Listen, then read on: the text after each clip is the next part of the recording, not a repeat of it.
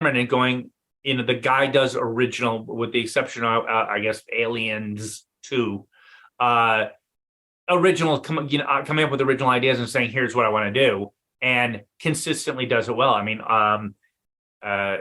and I think Christopher Nolan is now doing that as well, having come out, but he started with the Batmans. It's like, he was deep into those, and that gave him a starting. But I think that people who are able to do that on someone like Quentin Tarantino, I had a chance to meet with him. A friend of mine was the accountant on Kill Bill, and we went to the producer's house for the going away party before they went to China to go shoot it. And we're sitting at the table, and Quentin came over the table, and I said, I just want to say, I read the script and I was like blown away. It was the best page turner I ever, just the way he writes it. He's like, she pulls out a big motherfucking steak knife and in the script. And it's just, and as it came out of my mouth, I realized, holy shit, I just told the director of the film that hasn't come out that I read his script and I'm going to get everyone in trouble. And he's like, oh, did you get to the part where the guy did it? I'm like, oh my God. And he was just so, but it's like, give Quentin Tarantino money, because, and that's what the studio did when Kill Bill, because if Kill Bill was originally one movie, one script, and they're getting into it and they're like, dude, you're shooting so much stuff. And he's like, I know. I can't, I'm going to try and cut it down and do that. And they're like, well, before you cut it down, could you take it and make it 2 movies? And he's like, well, yeah, I could do that. And they're like, go make your movie. And they got both Kill Bills for, I think it was like $80 million. And then, it's like for the studio, and that was, Miramax back in the day going, give Quentin his money. We're going to make our money back. It's not a big deal. But I think that A24 is probably the only thing that we have going right now that is close to that, where they're taking artists and giving them a little bit of money and letting them fly. So I think, yeah. So finally, what's next for you? What can we? I'm waiting for a mayonnaise commercial, or I'm always shooting a mayonnaise commercial. That's what I do. Yeah, I mean, anything at all. I mean, it's like, so, I mean, the way, talk about mental health, the problem with, design is we're the first people to get hired on shows. And, we're the people who, when the studio's like, oh, we're going to start doing this thing. Oh, but there's a strike coming up. Do we really want to have a giant spaceship sitting on a soundstage that costs us $200,000 a week? Because, going back to things, time and money. So if we build the spaceship that's sitting on the stage, we're going to pay for the stage every week. So we should make damn well sure. And everyone knew in January that the strike was going to happen. So they stopped starting new projects in January. So I've been out sitting on the bench for a lot longer than I would normally like. And even like jobs that I was interviewing for that, several of the new Star Trek shows were supposed to start in May. And they were like, yep, no, we're starting in May. We're going to start in May. And it's like, no. So, people are like, oh, you're going to, when Legacy, it's like, well, Legacy isn't a thing. It's, it's a dream. Right now. It's an idea. The studio would have to call Terry and say, Terry, we want you to, we're going to book you for this thing, get your team together, come up with an outline. We want to do this thing. And then after, 3 months or whatever, they go, okay, we're going to greenlight this thing. Then we can start actually. So if they called Terry the day the strike ends, we're into 2024 before Terry is able to say, hey, we're doing the show called Legacy. And we're going to start talking and moving forward. So by then, I've already had to sell my house and whatnot. So, I mean, it's going to get, I know lots of people, and this is not hyperbole, people who are losing their homes. And the challenge is that it's not just the actors and writers who are striking. It's everyone down that list. Everyone down the line. Yeah. It's the sign shops. It's the florists. It's the caterers. It's the people who are supporting. And when the strike is over, they will have they will not have benefited. People aren't prepared for how the studios are going to, like CBS is going to take Yellowstone and move it from their Paramount network and put it on CBS. And car dealers are going to go, wow, Yellowstone, we can buy an ad in Yellowstone on CBS on Thursday night. Yeah, and they're going to make a shit ton of things because more than half the country hasn't seen Yellowstone, and those that have seen it will probably watch it again. Yeah. So they have, and also the CBS makes money. CBS online or the online people, the streamers don't make money. So I mean, you can look at Netflix as a good example of how much money they lost in their share price. So it's going to be a thing, and lives are going to be ruined. So a lot of mental health issues coming up. So well, let's end on a happy note. Let's end on a happy dream note. Project. You was working on Star Trek Dream Project going forward. What's your dream? I'd love to work with Terry again and do Legacy and start from scratch and whatnot. I mean, it's like for me, I thought it was a missed opportunity by all, because when Star Trek, I mean, but the part of the problem with that Legacy is that we shot season 2 and 3 back to back. We keep saying that, but when season 2 aired and was done, there wasn't a damn person in the world going, let's start talking about doing more of this. They didn't, so the studio didn't, so no one thought about it, and it wasn't until season 3 dropped and everyone started going, wow, then we want more of it. It wasn't until like halfway through that we want more Legacy, and then so if at that, it was a different show. I mean, it was a completely different show. I mean, but it wasn't for the studio, and that's so it wasn't for that. Yeah. So, but at that point, they really got motivated, they should have said, hey, it's going to take us 6 months to rebuild the Enterprise G and do all these things. We should start doing it now. So when the strike is over, all the sets are built, that we would, our core sets, and then we can start, going. But so if Terry gets the call, he gets 3 months to develop his stuff, then it's another 6 months to build all the stuff. And, you're looking at 2025 before anyone's, seeing anything called Legacy. So. Well, thank you so much for your time. We super appreciate it.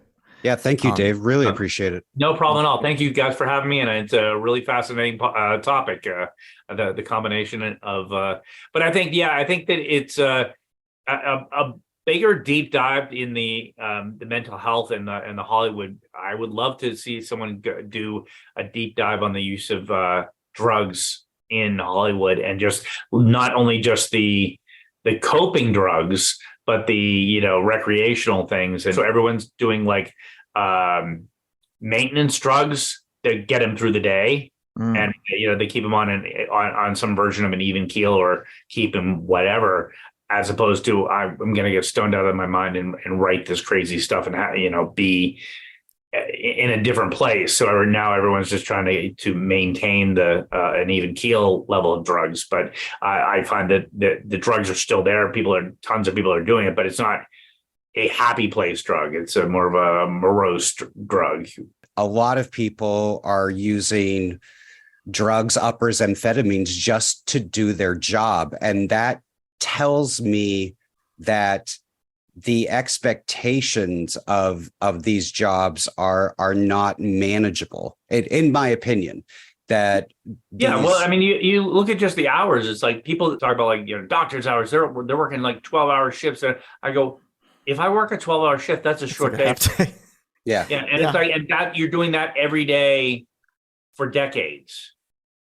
We have the mentality, and again, mental health, and the studios, that we need these 15-hour days because it saves money. And it's like, and one of the things we were doing because of COVID and everything, we were doing French hours on Picard, which means no lunch. So you have a walking lunch. So when you have 30 seconds, you go and grab a sandwich or something. That's ridiculous. And but then you go over to England and they're like, no, we're done at 5 o'clock and we're having tea. It's a job. I worked in Ireland, and at 5 o'clock, that piece of wood in your hand just got dropped, and we would go to the pub, and there'd be 15 pints lined up on the pub, because they finish their job, go have a pint, relax, you're done. And they don't, and that turn the brain off. We're not thinking about whatever that was, and it's just not a thing.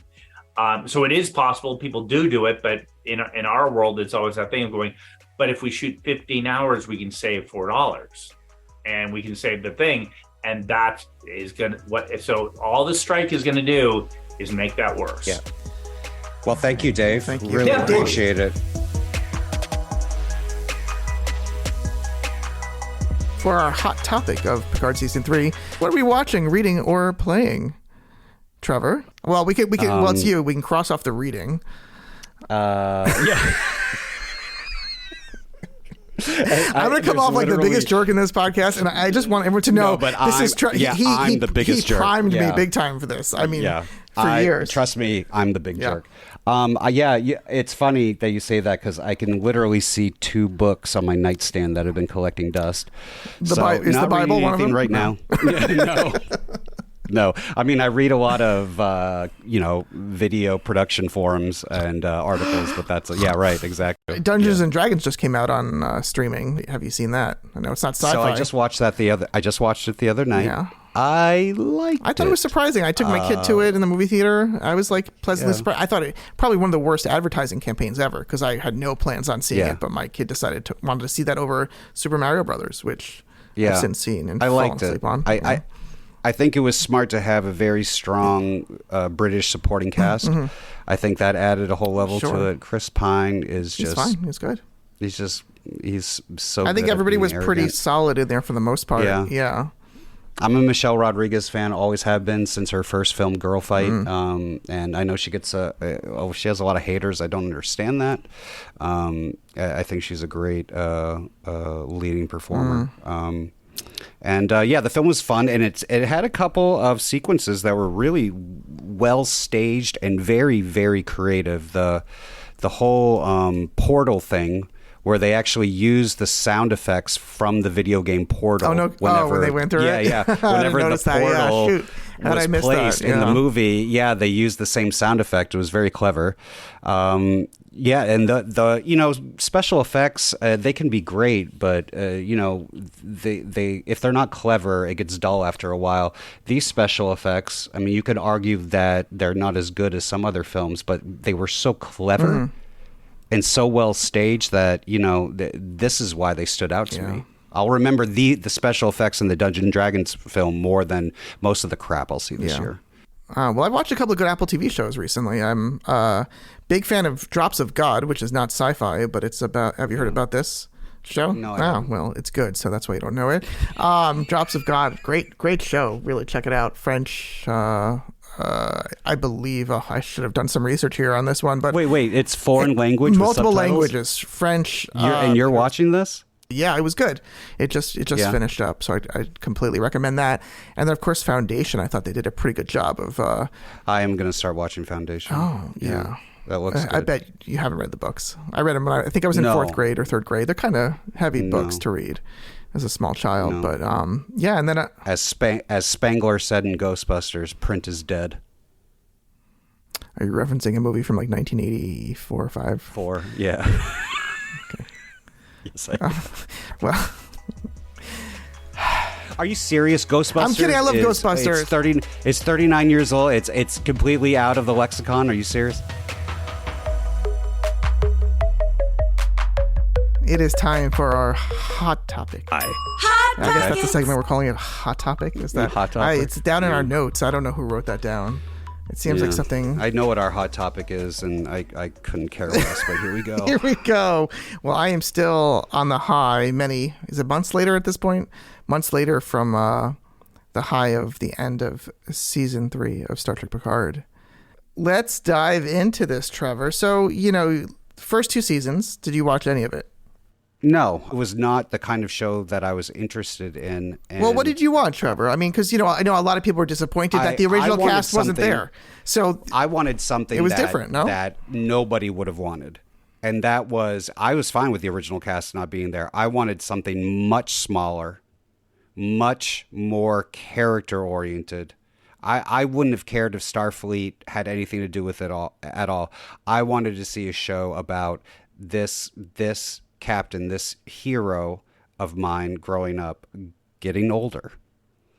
I know that's boring to most people. I thought that would have been fresh and compelling for Star Trek. Well, wasn't it? Because he was, lost. He was as he says in season 3, he was basically like, oh, it was a bunch of world building crap.